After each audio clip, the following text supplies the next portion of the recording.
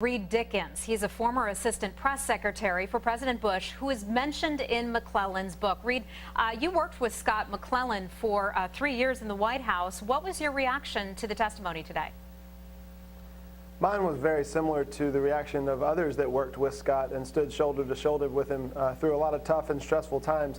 We had a lot of discussions within the West Wing in private anytime any of us had concerns, and Scott never participated in those conversations. He sat quietly and was the biggest Kool-Aid drinker of all.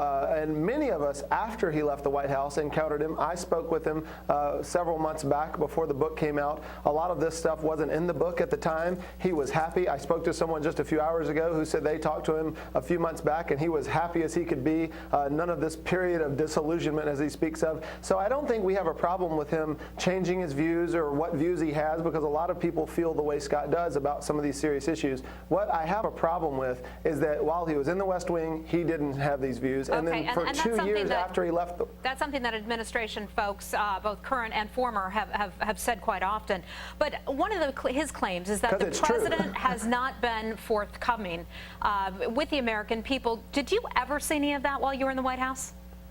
I spent a lot of time with the president for 3 years on the road, in the Oval Office, in the West Wing, and if there's one thing you can say with this president, love him or hate him, is that he is very candid and direct. And so what's disturbing, and the reason why a lot of us are saying the same thing is because it's true. What's disturbing about Mcclellan's book is I flipped through the book page after page after page and kept looking for some damning conversation or fact that would back up these very serious allegations, and there were none. Just a lot of speculation about what he thought was going on and what he thought people were saying.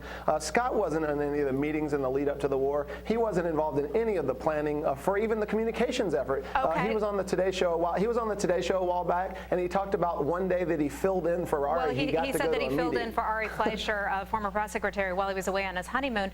But do you have any reason to believe that Libby and Karl Rove spun him so that Libby and Rove could appear to not be culpable in the naming of Valerie Plame?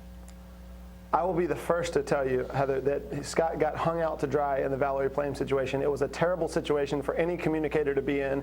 He got put in an extremely unfair position, and I'm sure Karl and Scooter weren't very forthcoming with him. So everyone concedes that that was one legitimate beef he had with the staff. But what he did to the president after he drank so freely from the well for 10 years and made his whole career based on the president and a lot of money in the last 2 years, it's really unfortunate.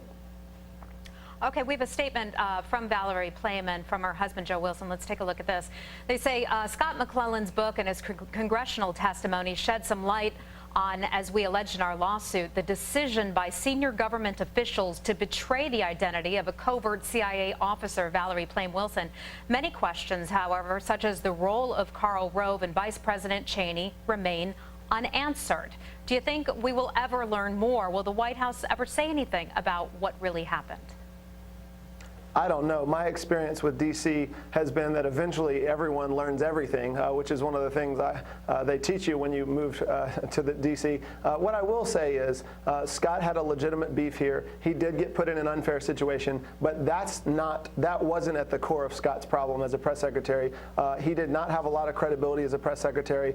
He didn't ask tough enough questions internally in the West Wing like Ari Fleischer did before him. I think a lot of the most serious allegations in the book, he didn't have any facts or conversations or events or any information to back those up. All right. Reed Dickens served at the White House with him for 3 years. Appreciate your time. Thanks for joining us.